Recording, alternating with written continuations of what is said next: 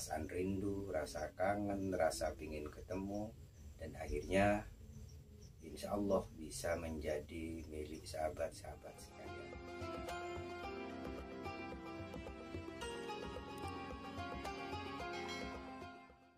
Bismillahirrahmanirrahim. Assalamualaikum warahmatullahi wabarakatuh.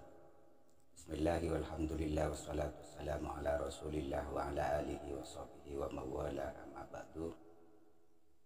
Sahabat-sahabat pemirsa YouTube yang saya hormati, jumpa lagi dengan saya Imam Ghazali di channel Imam Ghazali 99. Sahabat-sahabat YouTube, semoga kita semua dalam lindungan Allah dan diberikan kemudahan di dalam menjalankan aktivitas sehari-hari. Amin Allahumma amin.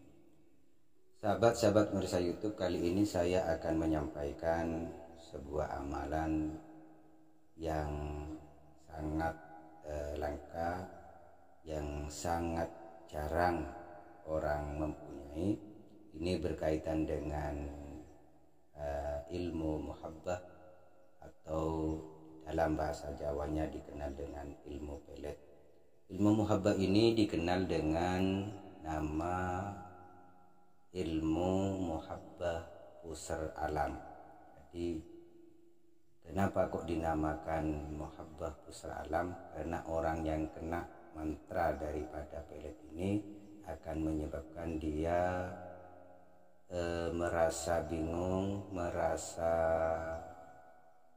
rindu, merasa seakan-akan dirinya tidak ada, sehingga yang ada itu hanya orang yang memiletnya, sehingga selalu ada perasaan rindu, rasa kangen, rasa ingin ketemu, dan akhirnya insya Allah bisa menjadi milik sahabat-sahabat sekalian.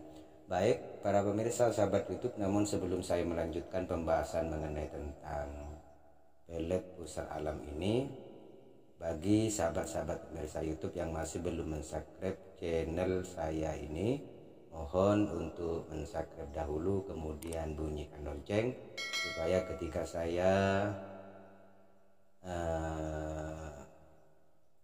ada video terbaru dari saya tidak ketinggalan berita atau tidak ketinggalan notifikasi dari channel YouTube.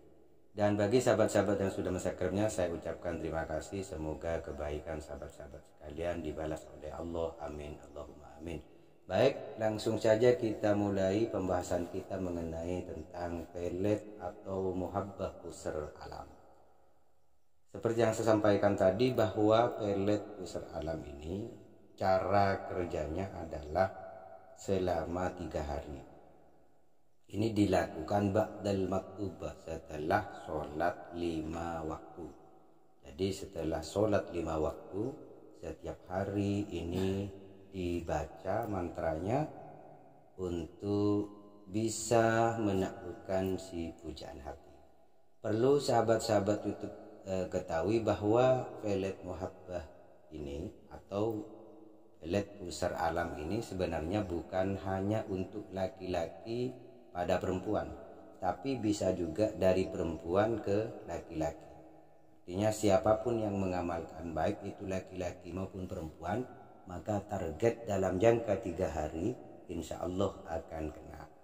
Namun perlu diketahui juga oleh sahabat-sahabat pemirsa YouTube, sasaran kita harus kita pahami betul, harus kita ketahui betul. Di antaranya apa yang harus kita ketahui? Siapa yang kita target? Sebab setiap pribadi itu mempunyai benteng yang bisa menolak ilmu-ilmu yang seperti ini. Di antaranya ketika yang kita pelet itu sering membaca sholawat, sering membaca burda. Ini sangat sulit untuk kita taklukkan, karena memang di dalam burda, dalam sholawat itu terdapat lidaf'il bala atau lidaf'il ada atau lidaf'il illah dan lain-lain sebagainya. Oleh sebab itu, maka ketika sudah kita ketahui, oh kalau dia memang ahli dalam membaca sholawat, ahli dalam membaca burda, maka carilah waktu di saat dia itu lengah. Di antaranya adalah ketika dia tidur. Terus kemudian ketika perempuan, ketika dia itu lagi menstruasi, maka di saat-saat seperti itulah waktu di mana orang itu lemah. Kalau laki-laki di saat dia tidur atau di saat dia sibuk bekerja, itu adalah waktu-waktu yang sangat lemah untuk seseorang. Ketika sudah kita mengetahui siapa target kita, maka baru kita melaksanakan amalan ini. Bagaimana caranya? Caranya adalah mantra ini dibaca setiap selesai sholat selama 3 hari. Jadi umpamanya kita mulai dari hari Sabtu. Hari Sabtu mulai subuh. Jadi umpamanya hari Sabtu setelah subuh ini diwiridkan sampai Sabtu, Minggu, Senin. Senin sampai pada isaknya. Jadi subuhnya itu sudah tidak, karena subuhnya sudah ikut yang pertama, yaitu hari Seninnya, hari Sabtunya. Jadi dari hari Sabtu, Minggu, Senin. Itu tata caranya seperti itu. Jadi dibaca setelah setiap selesai sholat 5 waktu. Terus bagaimana caranya? Yang pertama adalah ketika selesai sholat kita berwirid seperti biasa, wiridannya sholat. Maka ketika sudah selesai, maka lakukanlah dengan tata cara yang khusyuk di tempat yang tidak bisa terganggu oleh sesuatu. Jadi usahakan kalau mengerjakan amalan-amalan seperti ini di tempat yang sekiranya tidak terganggu oleh hal apapun. Pertama, bertawassul kepada Rasulullah Sallallahu Alaihi Wasallam. Jadi ila hadratin Nabi Mustafa Sayyidina Muhammadin Sallallahu Alaihi Wasallam al-Fatihah. Ini contohnya saja. Jadi yang pertama itu tawassulnya kepada Nabi Muhammad Sallallahu Alaihi Wasallam atau kepada Rasulullah. Kemudian yang kedua tawassulnya itu li jami'il malaikatil muqarrabin, atau malaikat-malaikat yang mendampingi kita, yang dekat dengan kita. Kemudian nomor 3, wasilahnya itu kepada Syekh Abdul Qadir Al-Jilani atau Al-Jailani. Ini wasilah yang ketiga yang harus kita tawassuli. Yang keempat adalah Syekh Hasan Al-Maghribi. Konon ini dalam versi Suryaninya, ini adalah amalan ini adalah milik Syekh Hasan Al-Maghribi, sehingga tawassulnya melewati beliau.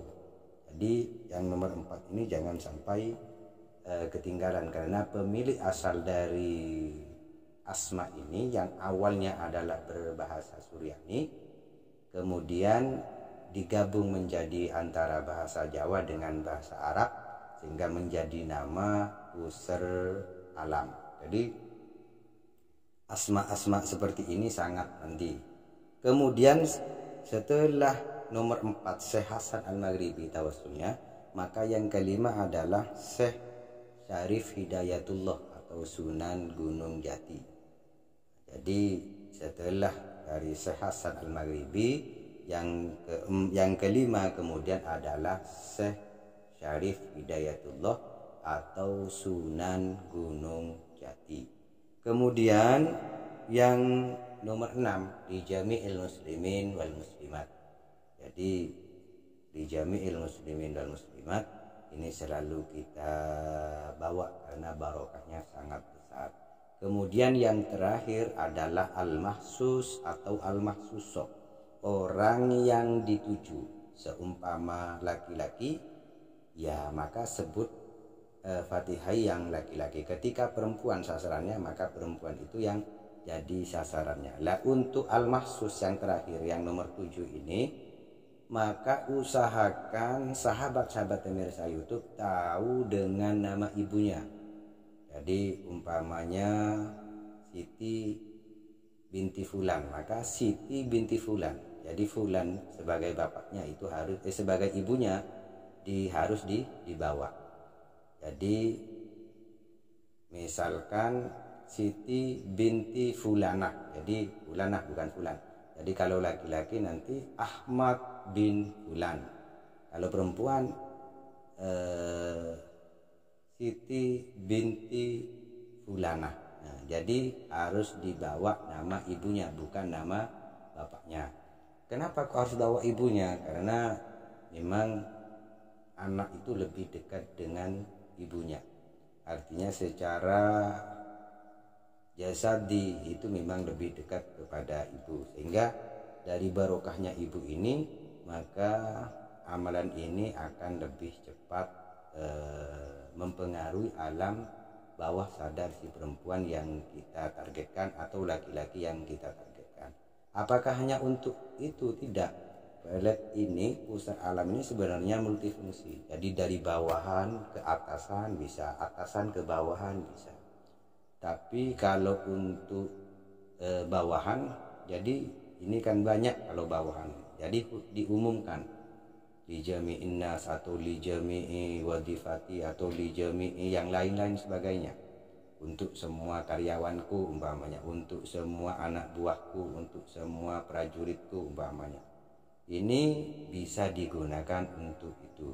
Karena pusar alam ini sebenarnya bisa untuk digunakan khusus dan bisa digunakan untuk umum. Setelah tawassul dari 1 sampai 7 ini selesai semua, maka teruskan dengan membaca mantranya. Nah, mantranya ini dibaca sebanyak 21 kali. Mantranya di sini berbentuk separuh seperti bahasa Jawa dan juga ada bahasa Arabnya. Makanya nanti sahabat-sahabat pemirsa YouTube ini ditulis sendiri di buku, dengarkan suara saya baik-baik, putar ulang-ulang supaya benar. Sebab walaupun ada tulisannya, ini takut tidak mengerti dengan apa yang saya tulis. Oleh sebab itu putar berulang-ulang sampai sahabat-sahabat pemirsa yakin dengan apa yang saya ucapkan, yakin dengan yang saya sampaikan ini sudah benar pelafatannya. Bagaimana bunyinya? Bunyinya adalah Bismillahirrahmanirrahim. Saya baca, dek-dekani sangalatang sama basor, beningka beningku munggu benarak kayu agung, teko asih, teko asih, teko welas, cabang bayi ini. Nah, ini cabang bayi ini. Kemudian siapa targetnya kita sebutkan dengan nama ibunya. Kemudian ditutup dengan bihaqqi la ilaha illallah Muhammadur Rasulullah. Jadi saya ulang, dek-dekani sangalatang sama basor, beningka beningku munggu benarak kayu agung, teko asih, teko welas, cabang bayi ini. Cabang bayi ini nama target dengan nama ibunya. Bihaqqi la ilaha illallah Muhammadur Rasulullah. Nah, ini adalah dibaca 21 kali dalam jangka 3 hari setiap selesai sholat 5 waktu. Kemudian ketika ini sudah selesai sampai 3 hari, biasanya di malam ketiga, biasanya ini adalah kita akan diberi pertanda oleh Allah Subhanahu wa Ta'ala. Biasanya pertandanya itu entah sahabat-sahabat itu melihat pintu terbuka, atau sahabat-sahabat nanti bisa melihat yang target datang kepada sahabat-sahabat. Yakinlah ini adalah amalan yang sangat manjur dan sudah banyak dibuktikan oleh orang-orang terdahulu kedahsyatan dan keampuhannya. Namun yang perlu kita pahami seperti yang saya sampaikan tadi, pahami dulu target kita sebelum kita mengamalkan amalan ini. Sebab ketika kita tidak tahu target, maka ketika amalan ini terpental, maka kita bisa menjadi semakin cinta, orang lain tidak semakin mendekat kepada kita, atau bahkan sebaliknya membenci diri kita. Itu tanda-tanda bahwa amalan ini tidak masuk terpental. Sebabnya bisa saja mungkin karena dia selalu mempunyai tameng dengan selalu banyak zikir kepada Allah, atau banyak membaca sholawat kepada Rasulullah, atau membaca hal-hal yang menjadi hirsun, menjadi tameng atau benteng bagi dirinya. Makanya ketika sudah tahu demikian, kita tinggal mencari titik kelemahan dari orang-orang tersebut.